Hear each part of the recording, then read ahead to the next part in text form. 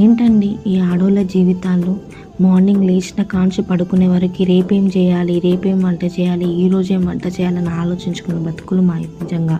ఏ ఒక్క రోజైనా మాకు రెస్ట్ దొరుకుతుందా అంటే లేదు. అలాంటిది ఈరోజు నా ఆనందానికి అవధులు లేవండి. ఎందుకంటే మా ఆయన ఈరోజు నాకు ఫోన్ చేసి నేను వచ్చి వంట చేస్తాను, నువ్వు చేయమాకు అనగానే నాకు ఎంత ఎక్కలేని ఆనందం పుట్టుకొచ్చింది. అసలుకు ఎప్పుడు లేనిది ఈరోజు వచ్చి రాకున్నా కూడా నేను వంట చేస్తాను నీకు అనగానే సరే ఏదో ఒకటి చేస్తాడులే అని అనుకున్నా. కానీ ఎంత బాగా చేశాడో నిజంగా చెప్తున్నా. మీకు కూడా మీ హస్బెండ్స్ ఎప్పుడో ఒకసారి ఇలా వంట చేసి ఉంటే నాకు కామెంట్ సెక్షన్లో కామెంట్ చేయండి. మా ఆయనని నేను ఈ వీడియోలో చాలా ఆట పట్టించేసాను కదా, దాన్ని ఏం అనుకోకండి ప్లీజ్.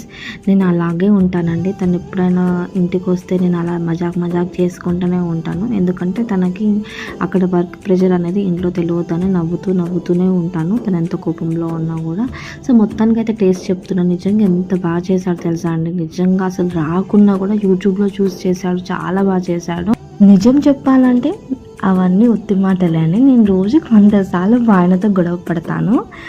అది కొంచెం సమయంలోనే ఫుల్ గొడవలు అవుతాయి. అది పిల్లల విషయంలో కానీ తెలియదు. లాస్ట్ కాంప్రమైజ్ అయితే అయిపోతాం. బాయ్ నెక్స్ట్ వీడియోలో కలుద్దాం.